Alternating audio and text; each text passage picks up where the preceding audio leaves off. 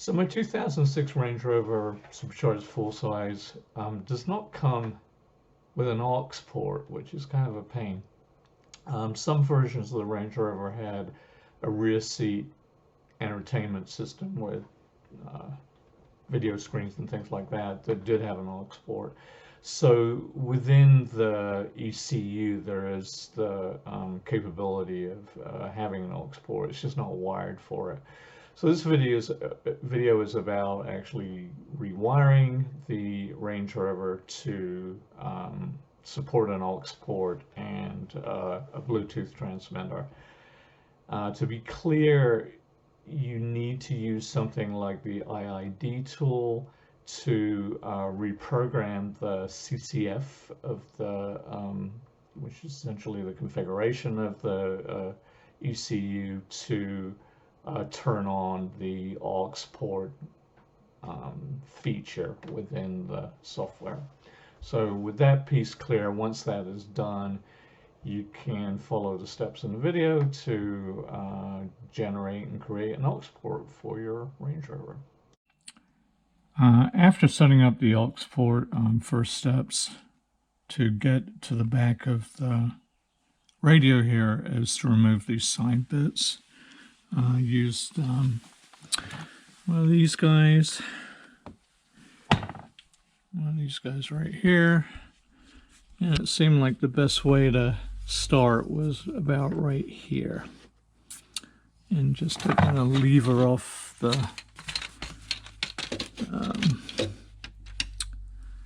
various clips that hold the thing in place, and it sort of sits behind the weather seal there. Here is the IHU unit from the Land Rover, pulled from a 06 HSE that I found in a junkyard that had the rear seat entertainment system, the RSC system. So it has an aux port. This middle connector here is allegedly the one that has the aux wiring. So here's a look at it. So this is the plug from the Range Rover with RSE. You can pry out this plug here, this retaining clip. I use this to lever it out from the sides. Once you do that, the various wires are held in by a little plastic clip at the very bottom. Essentially what you have to do is have three hands, but pull the wire out from the bottom and use a pick or something to undo or retain the clip, and then the wire will pull right out. Okay, very quickly just connected the three wires to the three wires of a stock Amazon audio cable. This is the end that will plug into the connector block on my Range Rover. And what will be on the other end is just a simple, I think it's 2.5mm jack. Okay, officially these vents are a pain in the derriere to get out. They have these funky clips, and you can see on YouTube everyone talks about using them and bending them out with something pointy. So you sort of fit it in here and get them out. What they don't tell you is you have to really, really torque them out. I don't know if you can see on this, they're pretty far bent out. And they're just plastic pieces, and that always makes me pretty nervous. What I did do was make out of a couple of bits of, this is essentially steel rod you use for securing insulation. And I sort of bent it and then sharpened it at the edges so it would fit in these slots back here. And then, you know, bent it's about an inch apart, and then use that to bend these apart or pull them out. And I use one on each side.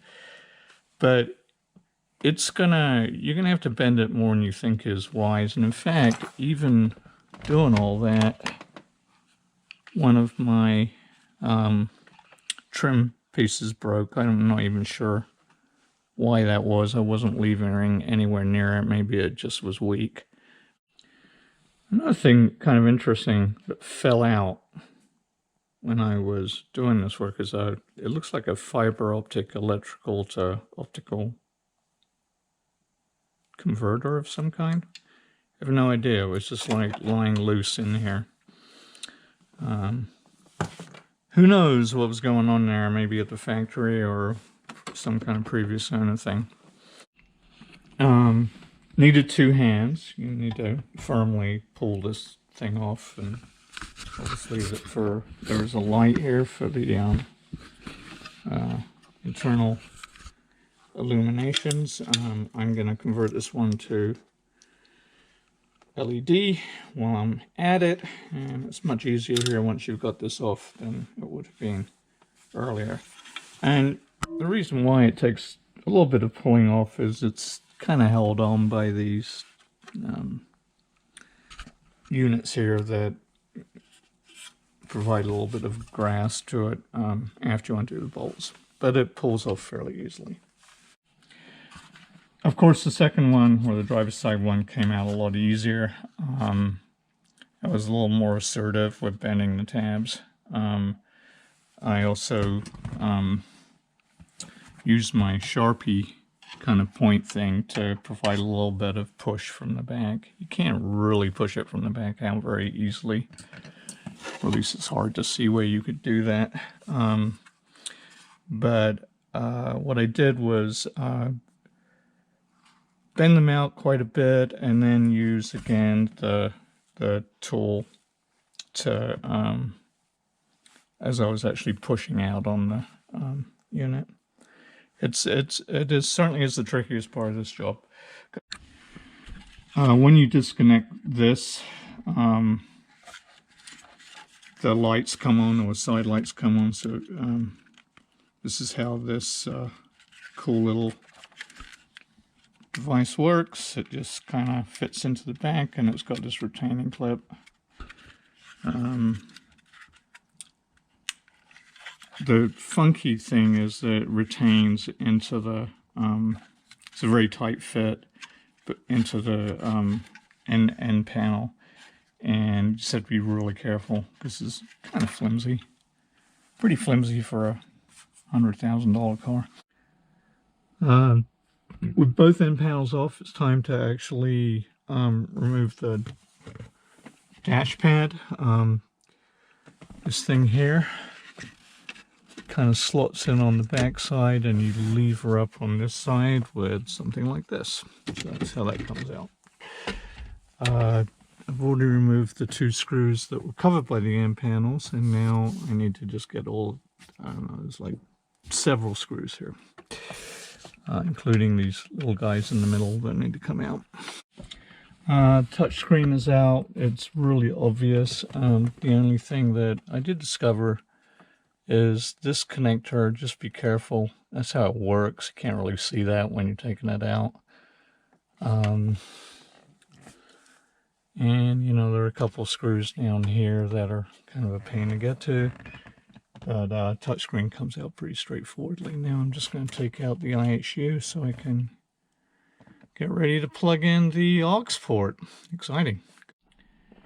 Before I proceed from this point, I'm just deciding to run the aux cable. Basically, I'm going to run it to the cubby hole on for the US on the driver's side here. I was thinking about putting it in the glove compartment, but kind of a real pain in the ass to do that. So this is the way I'm going to do it. A little bit of an update here. Here's the old plug off of the scrapyard with the red retaining clip removed. In order to be able to push the new connectors in, you do need to pull out this red clip here and so push in your connectors on the back into position 6, 7, and 8.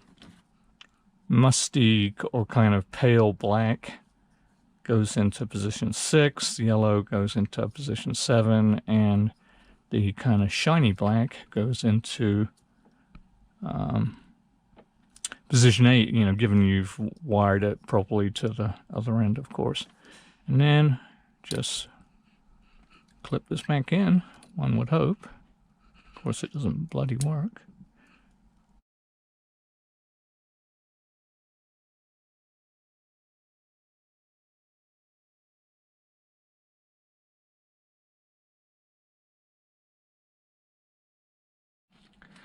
So I changed my mind and instead routed the aux cable differently, and for a couple reasons. Main one being I'm going to wire this to a Bluetooth transmitter, so I want to have the access to 12 volts that I can get inside the center console. And in order to do that, I ran down here. This panel here pulls off pretty easily, ran under the console. You can lift up the back. There's a couple of screws under the back here, and you can, I use some weed whacker cable essentially to feed. There's a feed tape to get my cable up into here, so now I can run my Bluetooth transmitter off of the spare 12 volt socket here, and be a neater install. I guess what is in a clever piece of Land Rover or Molex design, just make sure you have these guys properly seated in the switch before you put the retaining clip on, then it should slide back on. I had one of my pins a little misaligned. I don't know if you can tell from the drawing or from the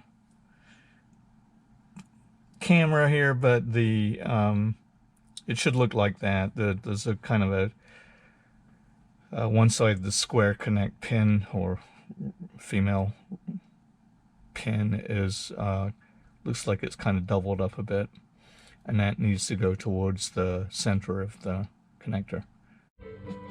Okay, construction time. We have the Land Rover on aux, playing some music through an old iPhone. I'm yet to hook up the Bluetooth transmitter, but I am working on reassembling everything. I reconnected the battery before I started bolting everything back together just to make sure it all worked, and all is good. In the US passenger side, getting this thing back on is a little tricky.